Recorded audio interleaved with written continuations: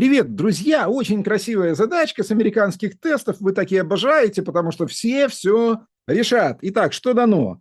Был вот желтенький прямоугольник А, Б, С, Д. Его перегнули, как показано на рисунке, так что вершинка С попала в вершинку А. Ну, а вершинка Д попала вот в вершинку Д1. Правильно? Оказалось, что длина отрезка МС равна 5, длина отрезка КД равна 3, и требуется найти площадь этого первоначального прямоугольника АБЦД. И девушка решила за 10 секунд. Попытайтесь это сделать. Я точно не справлюсь, я же объяснять должен, я буду решать медленно. Итак, внимание. Но я попробую все-таки не очень-очень затягивать. Итак, первое понятно, это пятерочка, это троечка, перегнули.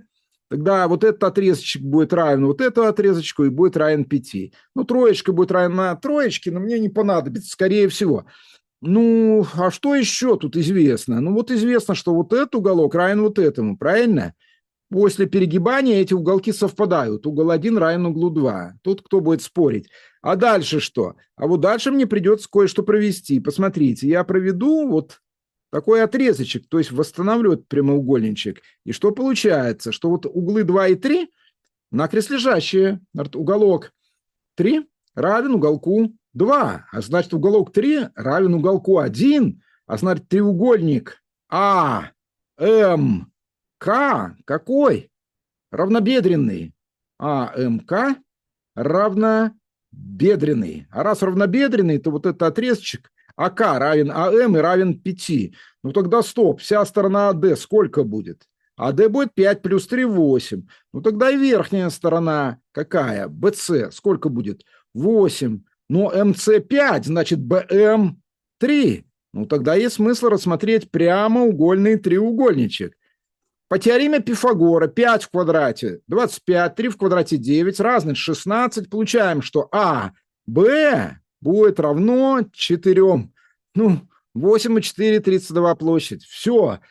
Из треугольника А, Б, М находим А, Б, которое будет равно корню квадратному из 5 в квадрате минус 3 в квадрате 4. И тогда площадь нашего прямоугольника равна 4 умножить на 8, 32. Напишите, кому удалось за 10 секунд, а я расскажу кое-что про тесты.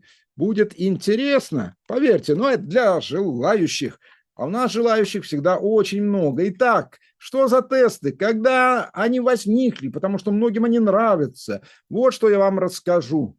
Тесты, как форма какого-то опроса, возникли очень давно. В 1880 году английский, британский психолог Фрэнсис Гальтон придумал опросник, где были ответики, нужно было пациентам выбирать там, из 3 или 4 ответов нужный, ну, можно говоря так вот, психическими заболеваниями людей обследовал. Но в 20-30-е годы прошлого века США взяли в образование эти такие же тесты, проверяли знания учащихся, назвали их образовательные тесты, позже тесты достижений. Вся Европа, весь мир, ну, обычные экзамены с древнегреческой школы еще оставшиеся проводили, они проводили тесты, потом они превратили их в САТ, и САТ-2 – это профильный уровень, потом отказались от САТ-2, теперь остается только САТ. Все, там много вопросов, за короткое время нужно быстро-быстро отвечать. Ну вот что было? В Советском Союзе Дрофа в 90-е, 2000-е годы, это издательство Дрофа или Дрофа, ну, Дрофа, наверное. А может и Дрофа, напишите, кто знает, кто орнитолог. Завалило все СССР этими книжками, тестами по всем предметам. Возникли тестологи, наука тестология, стали диссертации писать, защищать, тестовые методики обучения в школы запустили. Вот в Российской Федерации придумали ЦТ, в пединституте имени Герцена в 2004 году. Там было 3 уровня: А, Б и С. А – это с выбором ответа задания, Б – это слепой ответ, а С – с полным решением. Но они предварительно, россияне, исследовали, как обстоят дела во всем мире. Я читал огромный толстый доклад на 300 страниц. Там 23 ученых. делали запросы во все страны мира, как у них обстоит дело с выпускными экзаменами. И по диаграммам всяким, итогам, дебатам, обсуждениям, вот и получилось то, что теперь называется ЕГЭ. Тоже россияне отказались от части А, оставили только Б и С, но еще добавили профильное ЕГЭ и добавили внутренний экзамен в некоторые крупные вузы. Дополнительное внутреннее испытание. Слово «экзамен» с древнегреческого переводится «испытание», слово «тест» с английского переводится «испытание». Ну вот, россияне отказались от слова «экзамен», от слова «тест» и оставили свое исконно русское слово «испытание». Беларусь взяла ЦТ, российское, с механизмом сразу же российским оценивания. Я анализировал российское ЦТ, и я первый, кто создал первое белорусское ЦТ.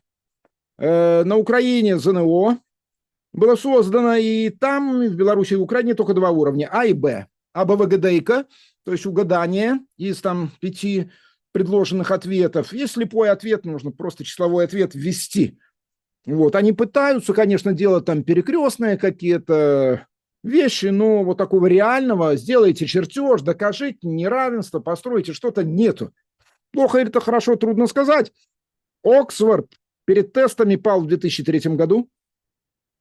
Сразу до этого не было у них тестов во вступительных экзаменах, у них внутренний экзамен, а потом я обнаружил, что они появились, правда, в первой части, совершенно легкой. Ну, умеешь или не умеешь решать там квадратное уравнение, проверяли и так далее. Но была часть С, была часть с калькулятором и без калькулятора, там все было по-взрослому. МГУ, Садовничий, ректор пал в 2009 году, пустил, стал засчитывать результаты тестирования при поступлении в МГУ, однако сохранил еще внутренний экзамен, ДВИ.